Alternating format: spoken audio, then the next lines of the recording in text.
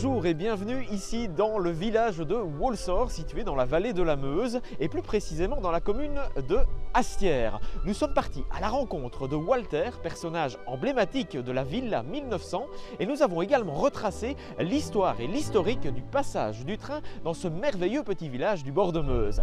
Allez, c'est parti, direction la Villa 1900.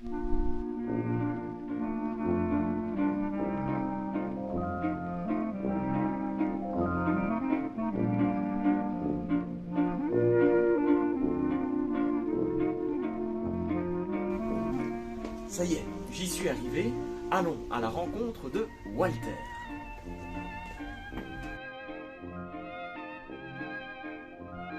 Bienvenue à la Villa 1900. La villa se veut un grand musée de la belle époque, un musée du 1900, où on peut vraiment se replonger dans ce qu'était l'époque ici à Walsall. Walsall avait son âge d'or, où on venait un peu de partout pour passer ses vacances. On venait de Bruxelles, on venait un peu partout.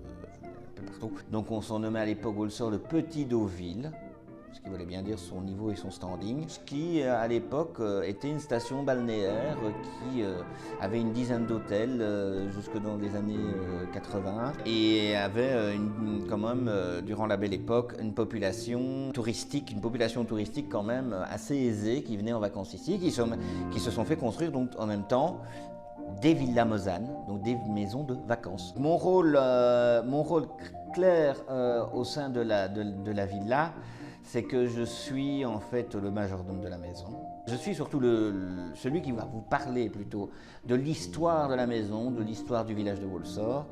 Et je partage donc avec vous tout l'amour que j'ai non seulement pour le patrimoine de Walsall, mais pour ce village. Nous sommes ici sur la ligne reliant par le passé Dinan à Givet. C'est à partir de 1862 que celle-ci permettra le transport de marchandises.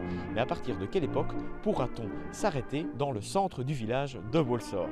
C'est quelques années plus tard que se développe un arrêt pour le village, près du bois du lait, donc à la sortie de Walsall. Et là, on construit d'abord une petite halte avec une petite salle d'attente. Et vers 1901, il y aura même un magasin qui sera rajouté. C'est vers 1891 qu'on va mentionner la gare qui est ici derrière moi, la halte village, donc Walsall village. La ligne sera dédoublée durant la Première Guerre mondiale. C'est les Allemands qui vont le faire. Alors ils vont le faire pour une bonne raison, c'est que nous sommes sur la ligne du front de Verdun. Le passage du train n'aura duré que quelques années à Walsall. Ça commence fin du 19e et ça dure à peu près jusqu'aux années 80. Donc durant tout ce temps-là, on a les touristes qui viennent parce que c'est surtout aux touristes d'arriver à Walsall. Et c'est après l'apparition de la voiture que le train va commencer tout doucement à péricliter. La suppression de cette ligne en 1988 aura un réel impact sur la vie du tourisme à Walsall. Le fait que le train disparaisse a un impact sur le tourisme, parce que les gens venaient en partie grâce à ça.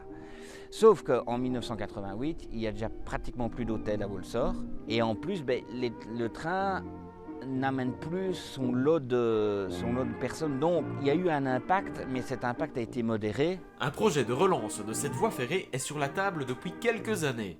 Bonne ou mauvaise chose? Est-ce que c'est une bonne ou une mauvaise chose? C'est un projet qui divise tout le monde. Cette ligne en soi peut être une bonne chose si la commune d'Hastières peut avoir un intérêt d'avoir une gare ou un arrêt. Alors oui, il y aura un intérêt touristique, un intérêt pour les habitants d'avoir le train. Après, le côté négatif, c'est peut-être bien le fait que les habitants de Walsall ont un peu l'impression d'être pris en otage par ce projet sans qu'on les consulte. Il faudrait voir si les habitants de la commune d'Hastières sont preneurs de ce genre de projet. Ici, on a quelque chose, nous, à y gagner sur ce projet. Nous en avons terminé avec cette découverte de la vie touristique et du transport d'autrefois à Walsall. Quant à moi, je vous retrouve lors d'une prochaine visite, une prochaine balade et pour de nouvelles aventures.